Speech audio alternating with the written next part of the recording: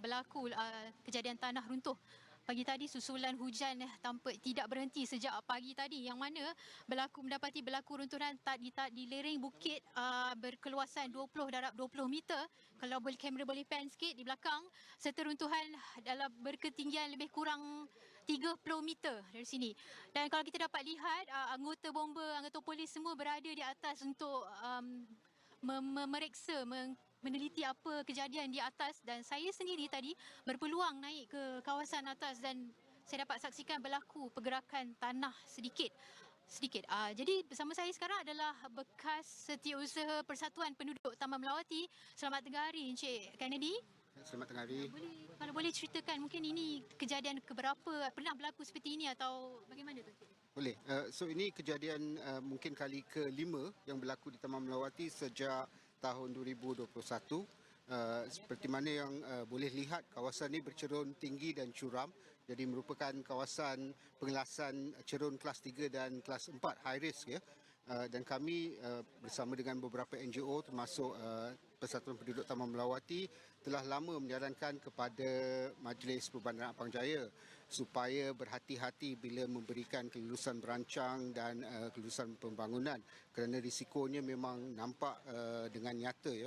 Sudah kami ramalkan melalui program Slope Watch atau pemantauan cerun yang kami jalankan bersama dengan Cik Eriko Mutayama daripada Slope Watch dan Cik Azhari Abdul Tahrim, pengerusi Persatuan Penduduk Taman Melawati.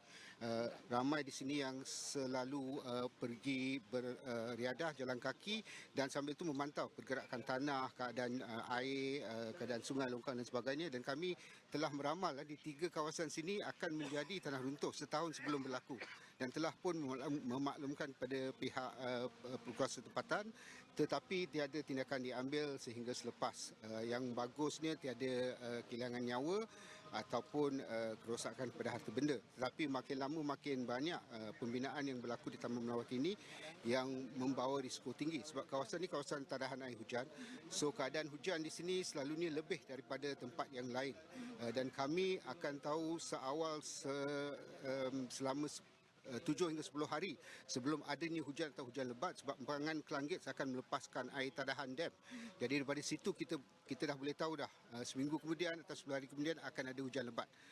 So dalam perkara ni, seminggu ni telah hujan dari pagi kadang-kadang sampai petang. Yang hujan ni daripada malam semalam berturut-turut, dan pagi ni hujan lebat, hujan sangat lebat. Dan dalam jam 9:25, 9:30 macam tu kami mendapat berita yang ada tanah runtuh. Jadi benda ni bukan baru. Mungkin sebelum ni pernah berlaku kejadian seperti ada aduan dibuat kepada Majlis Perbandaran ya, memang kami sudah cuba berusaha dengan Majlis Perbandaran Apang Jaya untuk membangunkan satu jawatan kuasa DRRM atau Disaster Risk Reduction and Management, atau untuk mengawal bencana, supaya kita boleh bersedia dalam masa perubahan iklim ini, di mana kita menghadapi berbagai-bagai cabaran dan musibah seperti banjir, heat wave, kebakaran dan juga tanah runtuh. Tetapi sehingga kini tidak diambil peduli. Saya memang tak suka bergaduh, tapi terpaksa saya sebut juga sebab majlis pun dah tahu kami dah banyak kali minta benda ini dilakukan demi keselamatan. Bukan kami menolak pembangunan, tapi pembangunan itu seharusnya mampan dan mengambil kira alam sekitar, keutuhan alam sekitar dan juga keselamatan penduduk yang sedia ada. So bila di bukit ini, di atas puncak bukit ni, ada juga pembangunan yang bermula dalam 5-6 tahun sebelum ni. Memang kami membantah dulu sampai naik mahkamah, kalah, tapi okey, teruskan. Tapi bila mula sahaja pembinaan di kawasan itu, kami sudah lihat petanda-petanda. So lereng-lereng bukit ni ada petanda-petanda dia yang dia akan tahu aliran air telah berubah dan lama-kelamaan akan berlaku hakisan, dan bila satu masa nanti akan menjadi tanah runtuh. Dan betul lah, sudah jadilah. Ini bukan satu tempat saja. Kalau Cik pergi keliling bukit ni, Cik keliling bukit ni satu round dan makin naik, boleh lihat sendiri tanda-tanda dia.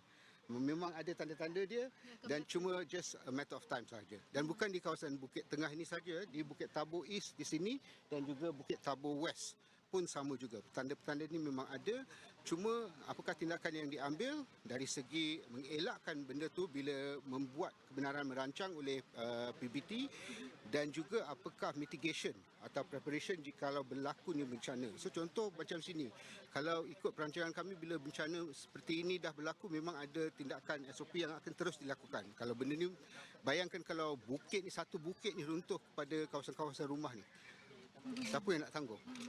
Bomba pun tak bersedia. Memang diorang ada kebolehan, but the life and death is a matter of minutes. Mungkin sebelum ni ada arahan untuk berpindah ke? Belum lagi ada arahan untuk berpindah, kecuali di kawasan hulu sungai Kelang di Kampung Taman Warisan, di mana 2 tahun lepas ada berlaku satu tanah runtuh. Dia berhenti I think beberapa kaki sebelum rumah. Kalau berterusan mesti tu dah habis dah. Mungkin ada kematian jugalah. Tapi kita tak boleh sebut kan, kita tak tahu ajal tak tentu. Untuk soalan terakhir ni, mungkin ada pesan untuk pihak berwajib untuk memastikan kejadian sebelum mana-mana kehilangan nyawa selepas ini, untuk elakkan kejadian sebegitu. Mungkin ada. So bagi pihak MPAJ, Dr. Ani yang jadi presiden, kami menggalakkan ada rundingan, ada perbincangan, ada mesyuarat, ada kerjasama dengan bukan hanya Taman Melawati,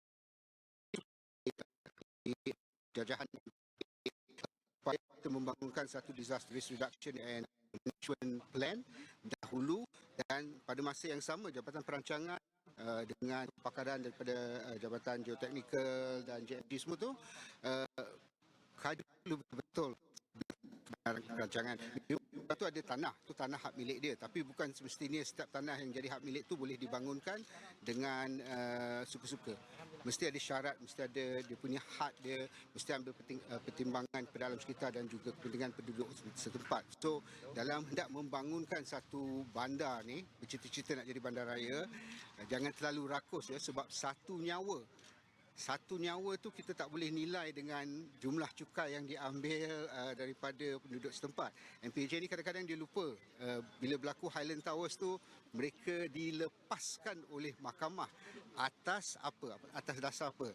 Kalau kita sabitkan kesalahan kepada majlis, habislah bankrupt semua majlis perbandaran. Tapi bukan dia nak ambil iktibar daripada itu dan belajar, okey kita kena prihatin dan berwaspada dan buat benda tu dengan cermat.